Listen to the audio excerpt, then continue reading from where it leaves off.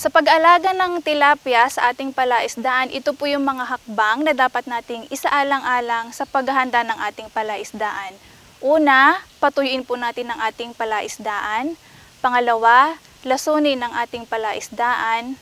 Pangatlo, hayaan po nating mabilad sa araw hanggang magbitak. Pang-apat, magpapasok na po tayo ng tubig.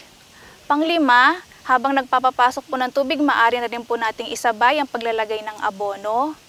Pang-anim, kapag naobserbahan na po natin na kulay berde na po ang tubig sa ating palaisdaan, ay maaari na po nating i-stock ang ating similya sa ating palaisdaan.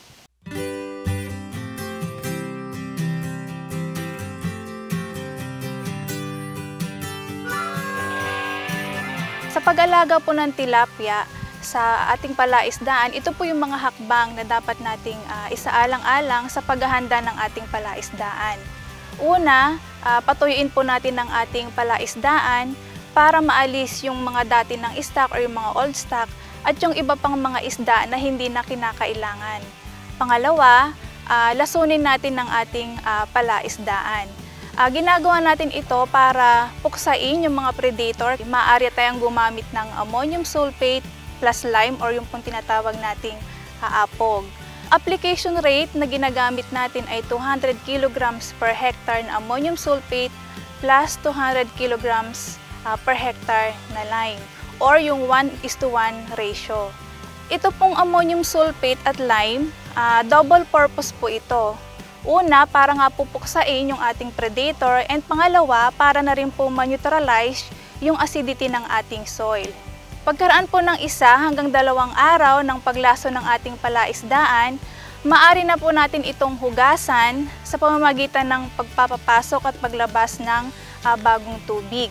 Hayaan po natin itong mabilad sa araw para po magbitak, para po sumingaw yung mga toxic gases, and para na rin po maikondisyon muli yung lupa ng ating palaisdaan. Pag nagbitak na po yung ating lupa sa ating palaisdaan, maaari na po ulit tayong magpapasok ng tubig. Ang tubig po na ating i-maintain ay 1 meter depth. Bago natin patubigan ng ating palaisdaan, kailangan nating lagyan ng pinong screen ang water inlet at outlet para wag makapasok ang mapaminsalang isda at wag ding makatakas yung ating alagang tilapia. Habang nagpapapasok po tayo ng tubig, maaari na rin po nating isabay yung paglalagay ng abono. Meron po tayong 2 klase ng abono. Ito po yung inorganic at organic fertilizer. Ang application rate po na gagamitin natin sa organic ay 1,000 to 2,000 kilograms per hectare at sa inorganic naman po ay 100 to 200 kilograms per hectare. Bakit po tayo nag-aabono ng ating palaisdaan ay para po tumubo yung natural food sa tubig at lalo na kung tayo ay hindi kaagad magpapakain kapag tayo nag-stock, meron na po kaagad kakainin yung ating similya. At kapag naobserbahan na po natin na nag-green na po yung ating tubig pagkaraan po ng ilang araw ng ating pag-aabono, maaari na po tayong mag-stock ng similya. Ang pag-i-stock po ng similya ay ginagawa natin yan early in the morning po or late in the afternoon kung saan malamig ang panahon.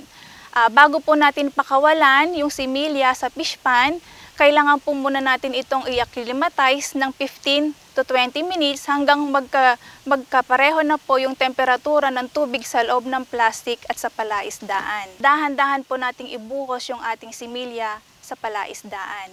Sa ating pong pag-i-stock ng similya, meron po tayong uri ng pag-aalaga at dami ng similya na ating i-stock sa palaisdaan. Kapag ito ay extensive, ay 1 to 2 pieces per square meter.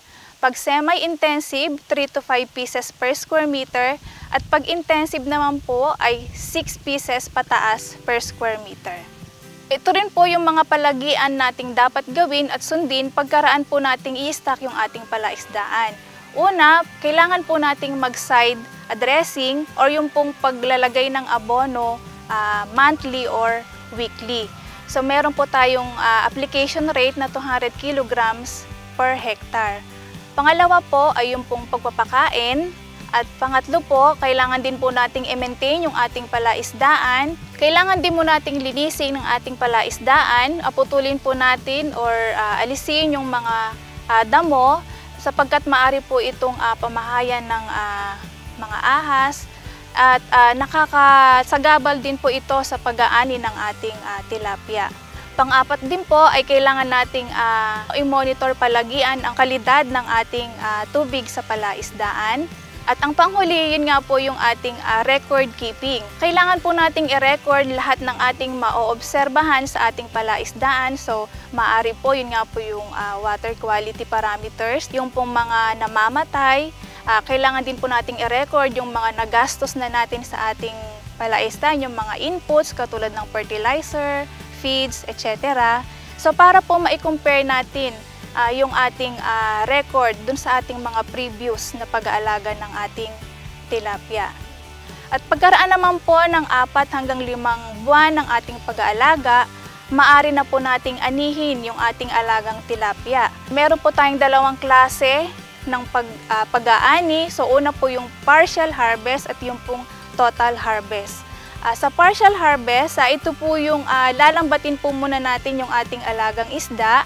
And then kapag nalambat na po natin lahat, doon na po natin pwedeng i-drain or complete harvest yung ating alagang isda.